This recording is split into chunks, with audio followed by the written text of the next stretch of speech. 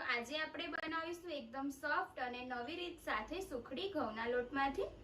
તો આજે આપણે સુખડી બનાવવાની છે। એના માટે આપણે ઘઉંનો લોટ લીધેલો છે 1 વાટકી, અને જેટલો આપણે ઘઉંનો લોટ લઈએ તેટલો જ આપણે ગોળ લેવાનો છે।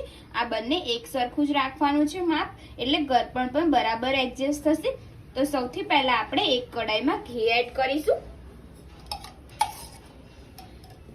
અહીંયા હું 2 ચમચી જેટલું ઘી એડ કરું છું, અને ઘીને આપણે ગરમ થવા દઈશું। આપણું ઘી ગરમ થઈ ગયું છે। હવે એની અંદર આપણે ઘઉંનો લોટ એડ કરીશું, અને લોટને આપણે સારી રીતના શેકી લઈશું।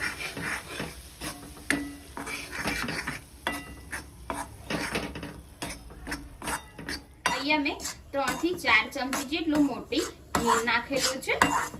આપણે સારી રીતના લોટને શેકી લઈશું ઘીમાં।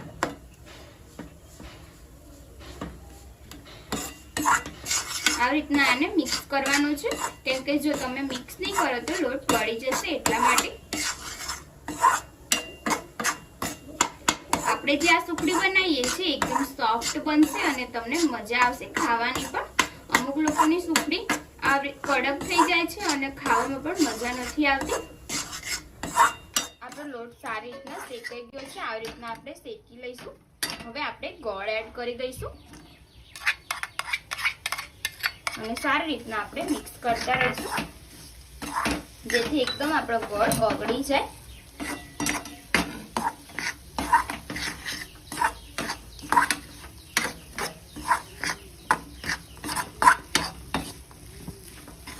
એકદમ સરસ આપણો ગોળ ઓગળી ગયો છે અને સરસ આપણી સુખડી થઈ રહી છે।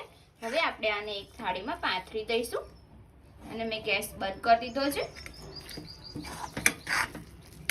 હવે આપણે આ સુખડીને એક ડીશમાં સેટ કરી દઈશું।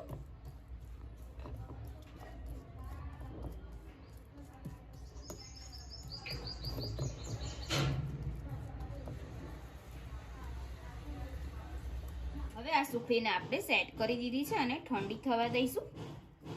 આપણે 5 મિનિટ માટે ઠંડી થવા દઈશું। પીસ આપણે પાડી લીધા છે। આ સુખડીને આપણે પીસ પાડી લઈશું।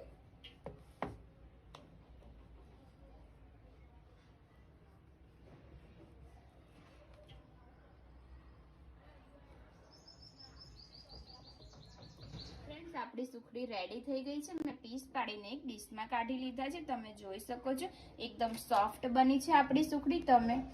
જો તમને મારી રેસીપી પસંદ આવતી હોય તો વિડીયોને લાઈક કરજો, શેર કરજો, કમેન્ટ કરજો, અને ચેનલને સબસ્ક્રાઇબ કરવાનું ના ભૂલતા। તો ચાલો મળીએ આપણે એક નવી રેસીપી સાથે। જય માતાજી, જય શ્રી કૃષ્ણ।